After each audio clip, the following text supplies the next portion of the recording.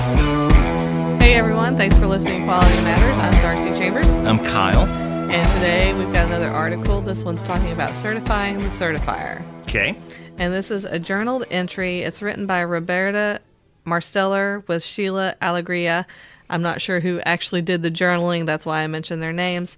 But they are with a company called Quality Management Company, LLC, and they're a subsidiary of the AISC, which is the American Institute of Steel Construction. And For folks that aren't necessarily familiar with AISC, I'm going to say it's effectively equivalent to what API is for the oil and gas world, to what ISO tries to be for everyone. So it's another group out there that issues standards, not issue to them. In today's global economy, quality matters. Benjamin Franklin once quipped, "The bitterness of poor quality remains long after the sweetness of low price is forgotten." Quality Matters is here to talk about all things quality. So whether you're looking to improve your business, getting ready for an audit, or dealing with failed inspections, tune in, check us out, then get back to doing work that matters. Issue standards, not issue to them. Okay. So this quality management company is charged with conducting steel fabricator and erector quality management system audits. Cool. And they said, hey, we're asking them to do stuff that we haven't done ourselves. We're not certified. Yeah. So this person took on that task first day, July 4th, 2004. And she says, AISC just introduced a new certification program for building fabricators, an apparently unwelcome change for fabricators resistant to change. And efforts to educate the specifiers about the new program were weak at best. And then she talks about, the number of complaints regarding QMC, their company, is on the rise. So it makes sense. That's her first day there. That's a fun first day. Yep. July 2nd, 2004, day 2. The manager of administration just gave her 1 week notice. Oh, fun. That's more of a challenge than I'd hoped for. She doesn't have anything written down that would give me or her replacement any indication of what to do or how to do it. She has 2 direct reports. One started 3 weeks ago. Enough said. The second has accepted an offer in another department. It's my second day and the team is already shrinking. Okay, I'm going to try not to read all those word for word, but that one was pretty funny to come on your second day and, be terrified with, the people that know what to do are leaving. Yeah, just a little bit. So July 6, 2004, technically still my first week, the president walked in. He received what he described as his weekly call from a disgruntled program participant. She says basically, good news, I have my goal, keep his phone from ringing. Gotta have a goal. July 9th, a lesson in customer service. I spent the afternoon discussing customer service with a QMC staffer after I overheard him telling a participant, yeah, your materials are in my stack. I'll get to it when I get to it.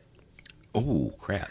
This isn't his first offense. He's one of 2 original team members remaining, but we're considering voting him off the island. I'm held hostage knowing that beyond his rudeness towards customer, I have little understanding of his role and responsibilities. Okay, so now she moves along to October. So we're about 3 months out of this. Captain Helpful. Oh, yeah. Okay. Our guy was indeed voted off the island. So she talks about how, it's great knowing things can't get any worse, and I'm excited that there's so much opportunity. Things fall through the cracks every day. Lost payments, certificate issued to the wrong company or to the right company with the wrong date. On the bright side, the president is spending less time in my office. Wow. November 17th, 2004. Ouch. I'm starting to understand why our participants are so angry. We introduced a new program to more than 500 AISC certified building fabricators. We gave them 3 years to adopt the new program, offered a few early seminars on the new criteria, and then turned our backs on them. They have until the end of 2005 to be audited to the new criteria, and out of the 500, we've had approximately 75 early adopters. Ooh. It's starting to look like 2005 will be a tough year, too.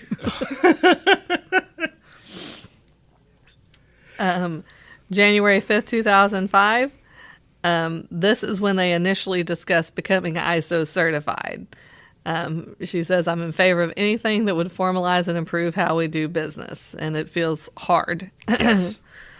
March 14th, 2005, the final year of transition to the AISC certification for steel building structures is as bad as we expected. In spite of the resources and FAQs we've compiled on our website and our new Let Us Help customer-centric attitude, it appears it's too little too late for some. Yeah, and so they're not happy. They've heard a lot of, I've been doing it this way for 30 years. Never heard that before. Mm-hmm. They're struggling to keep their doors opening, bidding on jobs at the 11th hour to find out that they are one of 11 bidders. Oh, and this certification isn't the first thing they think about in the morning. Yeah. January 2006, so we've jumped almost a year. And they said, today we set our goals for the year. This will be the year for ISO. Okay. So I guess they spent the rest of 2005 helping their participants get certified to the new program. April 11th, 2006, the ISO books have arrived. I just opened up the Q9001-2000 Quality Management Systems requirements. It is written in English, but it seems like a foreign language to me. Product realization? What is that? Oh, this is going to take some getting used to. Yeah. I tell people that especially the newest edition of the standard, it is common sense written in legalese. Yes. It feels very hard to look at. Yes. You almost need a degree just to read the darn thing. Mm-hmm. Then May 24th, 2006, her first ISO lesson, she talks about the 8 principles that it's divided into and 6 required procedures. And this is going to be a lot of work for a company starting from scratch with only 6 employees. Oh, my gosh. She has a list of lessons learned the hard way. I won't read her description, but I'll just say it and you can contribute because I think you probably will agree with a lot of these lessons. Make the time. Heck yeah. You are always busy. You're always busy. And if you're not busy, you'll scroll through LinkedIn incessantly pretending to be busy. Lord knows I'm guilty of that. Yep. People. Well, the world would be better off if we just didn't have any people. Well, you have to have people. It's about problem. Getting the right people. I know. Yes. Okay. Change is good. It is, but it sucks. It's good, tough. though. It's good. Involve everyone. Yes. You really, truly have to get everyone. I mean, even down to the guy that mops the floor. I mean, because I'm serious that I've had to deal with that. The guy that mops the floor, you need to talk to him about where he's mopping and what he's using. It impacts production and can have a huge effect. And we talked about that with education and, the maintenance team coming in to change a light bulb while teachers are trying to teach. Yeah. Come on. You really have to talk to truly everyone. Okay. Prioritize. Yes, that is a really tough one. Actually, I'm sitting here staring at my to-do list for the day, and, I got off track with that myself, and I was kind of disappointed flipping back to how long it had been since I made a daily to-do list. So, there you go. Write down what you really do. Keep it simple. Yeah. A picture is worth 1,000 words. Oh, if yeah. a flow chart can clearly communicate your procedure, do it. Yeah.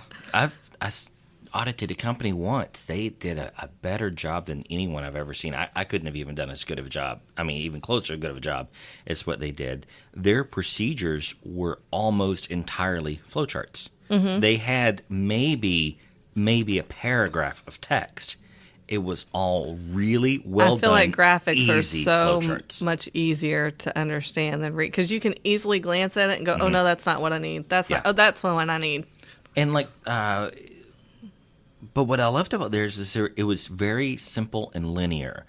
I understand some of these flow charts where there's all of these different graphics and symbols everywhere, but if I have to memorize the key before I look at the flow chart, I'm already having problems. Mm-hmm. So yeah, like she said, keep it simple. Mm-hmm. Fight it out. Yeah. She talks about, if you have the right people and they're passionate, you're going to have disagreements, and that's okay. Yeah. Fight it out. Well, you read about some of the early days with Microsoft, and they talk about these just, kind of legendary shouting matches that they would have trying to figure out what's the best way to go. Yeah. And they would leave all his friends, but it's like dadgum right there We're in the minute. We're passionate about what we're doing right now. You need buy-in. We've talked about that a lot. Kidding. Go beyond what's required. I think that's something that we have not really talked about a lot. No. And I think it's because it's so intimidating for people starting out. Like, you want me to do more? Yeah.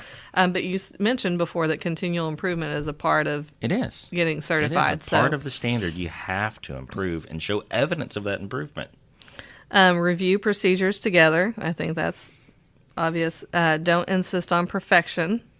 No. And I think that's a key thing. When you write your manual, everybody thinks like this is it, it's a done deal, but it's something that's expected to change. Well, and if you get too many perfectionists in the room when you're reviewing these procedures, inevitably what happens is what should be a 2 or 3 page procedure, it just grows until it's 12, 13, 14, 15 pages long. And all of these teeny tiny requirements in there for weird one-off situations that could occur or have occurred before. At some point, you have to draw a line and say, we know there's possibilities of things that could occur outside of what we've written. We're going to trust our people to make good decisions. Yeah. Where was I? Oh, expect corrective actions. Yes, please. And they're a good thing. I'll put a link to it again with we've got a good catch card on our website. I love this thing. It is just the coolest, simplest idea. Okay, training, and more training. Yes, and train your trainer how to train. Be patient. It's going to take time. Like, I think I early on mentioned that her journaling is a 3-year period. And It's not like every day. She skips a few months and it's just a little bit. But I mean, it's going to take time. It and does. that's okay. It's not going to be done overnight. And it's not everyone we're talking Unless you've got Kyle helping you. He can move it along. It still takes time. I'll have folks that'll call us once in a while and they're looking for, to get certified in 3 months. Mm-hmm. Like, okay. It depends on what you've got already. Yeah, I'm like, have you been doing audits for the last couple of years? Can I see your last management review? Oh, we don't have any of that. We just need to get it going. I'm sorry. I can't help you, and anyone that says they can is going to rip you off. Yeah, it's just it's what a do y'all process. call it? Certificate meal? Yes. If they can do it that fast? Yes. And then celebrate. Nobody said it's going to be easy, so celebrate the small wins. Oh, yeah. Absolutely. Set those little milestones and just something for like the pizza party we talked about recently. Yeah. So she goes from May to August and says, we finally agreed on our quality policy. I thought this would be the easy part, but I was wrong. I have made that mistake as well. It's not. And what I hate seeing people do is they'll take the requirements for the standard and they'll insert their name into it and call that their policy. I'm like, that's not a policy. Well, she wrote hers, but I'm not going to read it. And then October 1st, customer satisfaction. Today we launched our customer satisfaction survey. So they were excited about that. October 27th, identify procedures and prioritize them. At today's staff meeting, we made a list of the procedures required to conduct business. We came up with more than 20. Then we prioritized the list and assigned authors. Perfect. A priority of 1 indicates the item is customer critical and therefore essential to how we do business. Perfect. A 3 represents a procedure that is useful but perhaps not invoked on a regular basis. That's exactly the best way to do it. Okay, so November 1st, training for the internal auditors. It's hard. Yeah. Does she say how they trained them? No, she just says long and tedious. because this is always a tough part for folks, because your auditor has to be able to audit objectively. And so a lot of these companies are small companies. So if it's a small company, you don't wear one hat. Yeah. So that objective auditing is tough. She addresses it a little more later.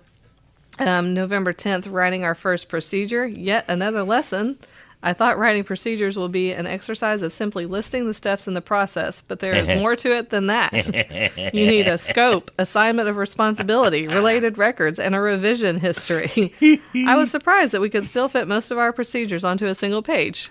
Yeah, that's actually admirable there, because most of it doesn't have to be that long. And when you do get into these, like I kind of mentioned earlier, these little one-off weird situations, just write a work instruction to handle that one situation, and then tell the procedure to reference it.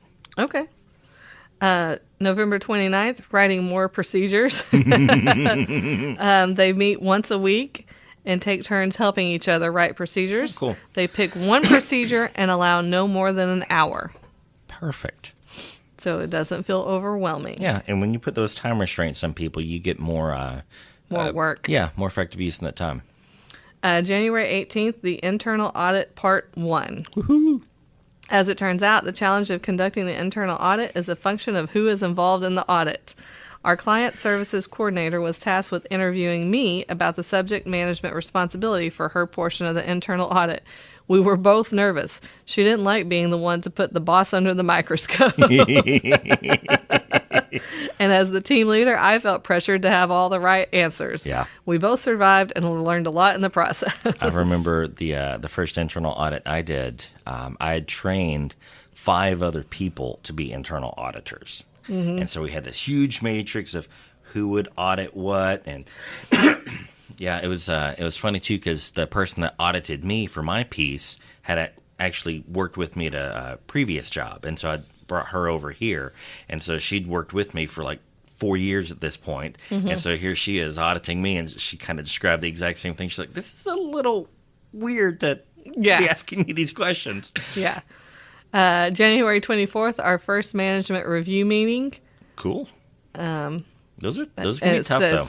We had 10 corrective actions. That's about right. With an exclamation point, so she was excited about that. That's about right.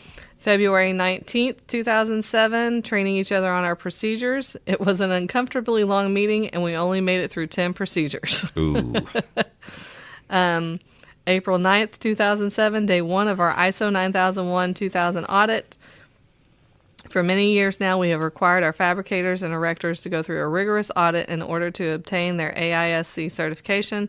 Today, the tables were turned and QMC was put under the microscope. And day 2 of the audit, it's finally over. Total corrective action requests 4. Cool. All in all, it was a positive experience. Our auditor had a lot of useful suggestions, which I thought they weren't supposed to make suggestions. Yeah, they're not. Okay. They're not. It felt like he was part of the team. I hope our own auditors instill the same feeling in our program participants. And then on April 12th, they closed their cars. And then on April 20th, they received their certificate, and it's time to plan a party. That's pretty cool. That's about a normal process for getting certification. It really is. That's kind of about what most folks expect to go through. 4 is about the average number of findings on that first audit. I thought it was really interesting that, she started out, and the name of the article makes it sound like this is what she went in doing, but then when you read through her journaling, mm-hmm. It's more of like she came on and realized all our customers aren't happy, mm-hmm. and we're doing things wrong, like issuing mm-hmm. the wrong certificate or putting the wrong date and yada yada, and now we need to do something. So, it was a little bit before they actually decided to go for the ISO certification, and then it took a little bit to get it. Yeah, that's about normal. I mean, because the goal is to provide for your customer. Mm-hmm. It sometimes takes a while to figure out the best way to do it. And I'm not saying that getting certified is always the best way to make sure you do it. Mm-hmm. There are 2 key benefits to being certified. Really only 2 key benefits. Is 1, you get to tell the world you're certified, so mm-hmm. your sales marketing team makes loves you more it. credible. Yep. And the second is you have someone else holding you accountable. And they're only holding you accountable to what you said you do yourself. But you've got an external force holding you accountable. So in an ideal world, the balance of those two, you'll maintain the certification for a long period of time because your sales marketing team doesn't want to give it up because that's on all of those supplier evaluations that they're filling out says you got this certification, and then you got someone else helping you stay accountable to what you do yourself. Well, and I also feel like just on a daily basis, like you mentioned a to-do list, if you hold it in your head, like I'm thinking, oh, I got to do this, I got to do this, I got to do this. For instance, right now with the kids going back to school and virtual and brick and mortar, and there's all these dates about when different things are going to happen.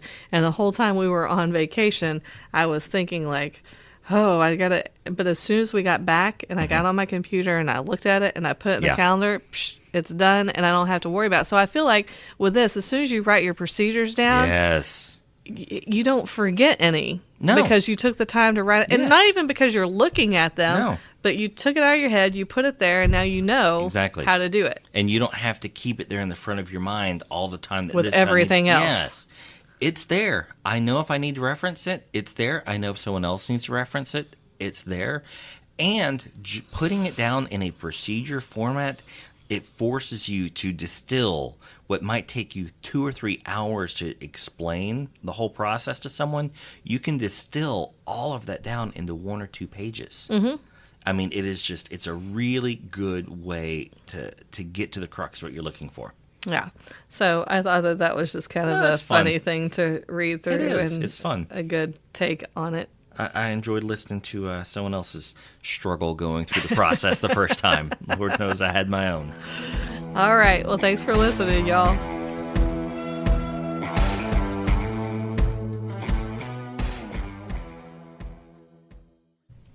Hey guys, this is Darcy with Quality Matters. We really appreciate you listening, and if you enjoy it, we invite you to subscribe.